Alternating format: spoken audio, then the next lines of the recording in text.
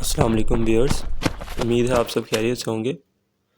तो जैसा कि आप सब लोग ही जानते हैं कि कल वर्ल्ड कप का सबसे एक बड़ा मुकाबला है जो कि पाकिस्तान और इंडिया के दरमियान अहमदाबाद के क्रिकेट स्टेडियम में खेला जाएगा। और ये दोनों ही टीम्स पहले अपने दोनों दोनों मैच इस वर्ल्ड कप में जीत चुकी हैं। पाकिस्तान भी अपने पहले दोनों मुकाबले जीत चुका है और इंडिया भी, और एक अच्छी फॉर्म में नज़र आ रही हैं दोनों टीम्स ही। दोनों टीम्स की जो बैटिंग है वो भी इन फॉर्म है और बॉलिंग भी मतलब कि ठीक ठाक कर ही रही है।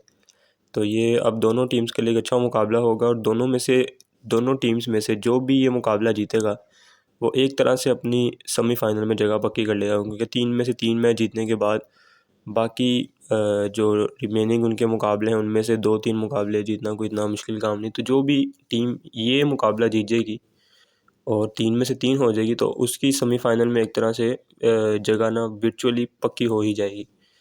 तो दोनों ही टीम्स के लिए एक बड़ा मुकाबला होगा। और दूसरा ये है कि अब पाकिस्तान के इस मुकाबले में चांसेस क्या हैं जीतने के। तो पाकिस्तान के चांसेस यही हैं कि पाकिस्तान को जिस तरह वो T20 वर्ल्ड कप था दुबई में, जिसके अंदर शहीन शाह अफरीदी ने ऊपर से 3 आउट कर दिए थे, तीनों ही उनके बैटिंग ऑर्डर के मेन बल्लेबाजों को पवेलियन में वापस भेज दिया था और एक तरह से इंडिया का कोलैप्स कर दिया था। तो इस मर्तबा भी यही चाहिए पाकिस्तान के लिए। जो सबसे बड़ा चांस है जीतने का इंडिया के खिलाफ अहमदाबाद की बिल्कुल ही फ्लैट ट्रैक के ऊपर, जहां पर बहुत ही इजीली रन बनते हैं और बहुत ही सपाट पिच होती है वहां पर। तो पाकिस्तान की यही चांसेस हैं कि इंडिया का किसी तरह से कोलैप्स कर दें। शहीन शाह या रऊफ़ एक ही ओवर में या एक ही अपने स्पेल में उनके 2 से 3 बैट्समैनों को अगर आउट कर दें तो पाकिस्तान काफ़ी अच्छा चांस है कि ये मैच जीत सकता है। इसके अलावा अगर पाकिस्तान पहले बैटिंग करते हुए 350 भी बना ले और ऊपर से विकेटें ना आउट कर पाए शहीन शाह या हसन अली, तो इंडिया ये मैच इजीली चेस करके जीत सकता है।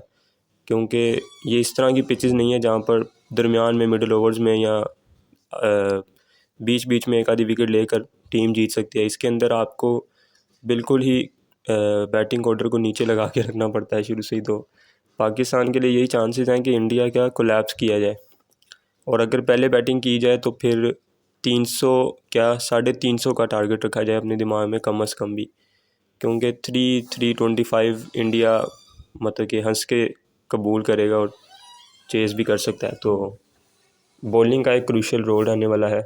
फिर शादाब को अपना थोड़ा सा देखना पड़ेगा, वो बहुत ज़्यादा रन्स लीक कर देते हैं, वो मिडल ओवर्स में बिल्कुल ही गेम जो है वो लूज़ कर देते हैं शादाब खान। उनको थोड़ा सा देखना पड़ेगा, उनको थोड़ी टाइट बॉल करनी पड़ेगी।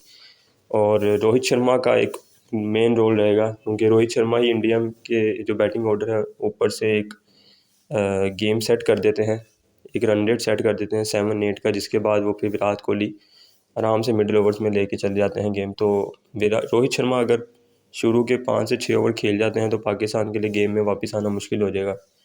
रोहित शर्मा को पहले 2 से 3 ओवर्स में ही पहले स्पेल में ही आउट करना पड़ेगा, और इसी तरह शुभमन गिल को भी। अगर ये 2-3 विकेटें शुरू में जल्दी मिल जाती हैं तो फिर ही इंडिया को रिस्ट्रिक्ट किया जा सकता है अंडर 350 या 325। उसके अलावा मुश्किल है।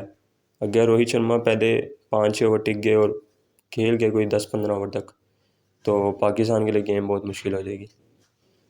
और अगर इंडिया की बॉलिंग का देखा जाए तो उसके अंदर जो मेन उनके बॉलर्स हैं वो हैं कुलदीप यादव और जसप्रीत बुमराह। बाकी तो नॉर्मल ही बॉलर्स हैं, इन दोनों को ज़रा ध्यान से खेलना पड़ेगा पाकिस्तान को। जसप्रीत बुमराह को विकेट नहीं देनी, कुलदीप यादव को विकेट नहीं देनी, चाहे इनके जो ओवर्स हैं वो आप 4-4.5 के रन रेट से ही निकाल दें। तो बाकी लाइनअप दोनों टीम्स की ही सेम रहने वाली है, अनलेस उनके जो ईशान किशन की जगह गिल आ जाएं जिनको फीवर है। बाकी कोई चेंज होने नहीं वाला। दोनों टीम्स अपनी विनिंग कॉम्बिनेशन को ही बैक करेंगे और इसी को लेकर चलेंगे।